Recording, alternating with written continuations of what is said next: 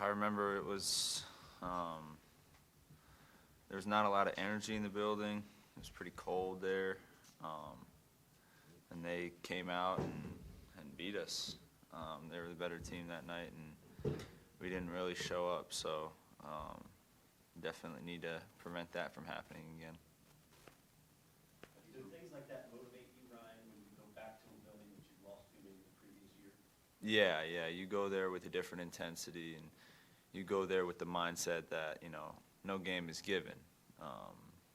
So we'll walk in there and hopefully come with the mindset that we're focused and ready to go and ready to play.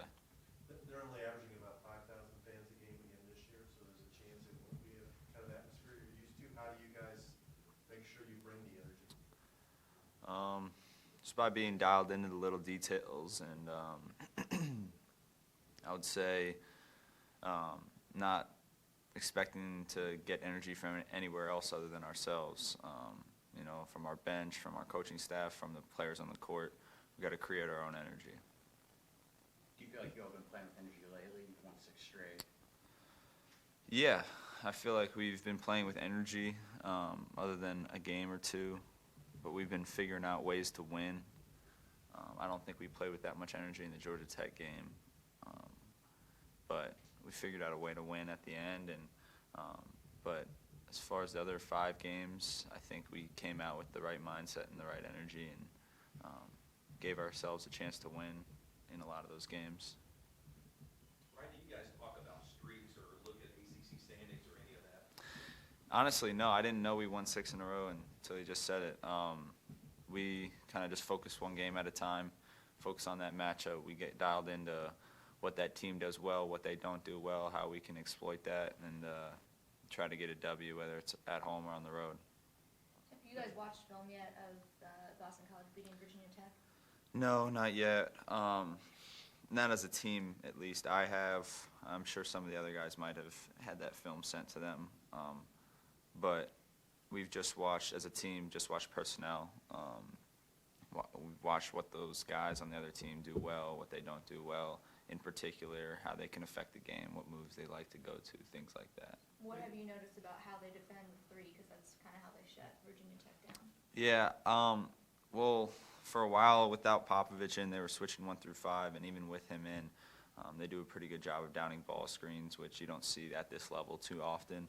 You see it at the NBA level a lot more. So I'm sure teams have a little bit tougher time dealing with that and how they defend ball screens. So we got to go in there and step into those shots confidently and knock them down.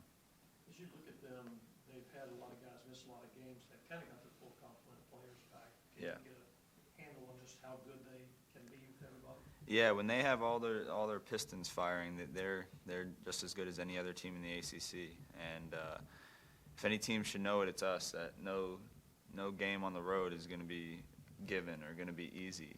As we went on the road, had a few really tough road games in a row, so you can't take any team for granted in this league, despite their record.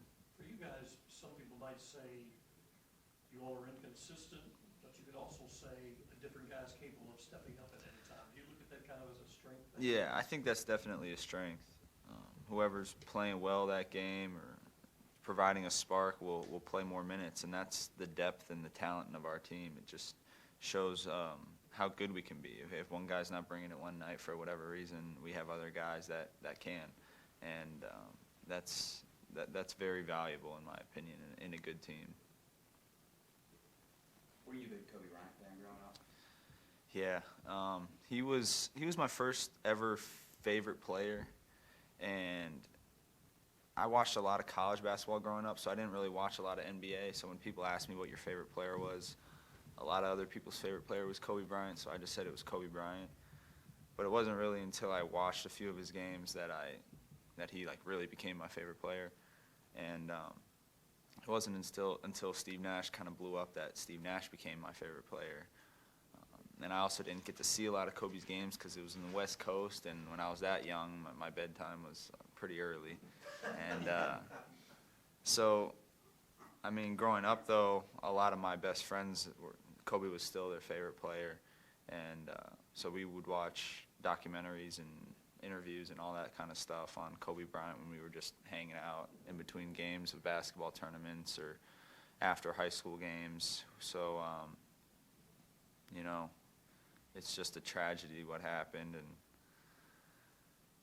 your thoughts and prayers go out to his wife and his 3 daughters now, and it's just, it shows you how fragile life can be, and makes you not take for granted, you know, simple things like getting home and saying hi to your loved ones and telling them that you love them, and because you never know, you know, when the last time you're going to be able to tell them that. So it's definitely been a weird few days, a couple of days ever since we all found out the news, especially in the sports world and even more in specifically the basketball world.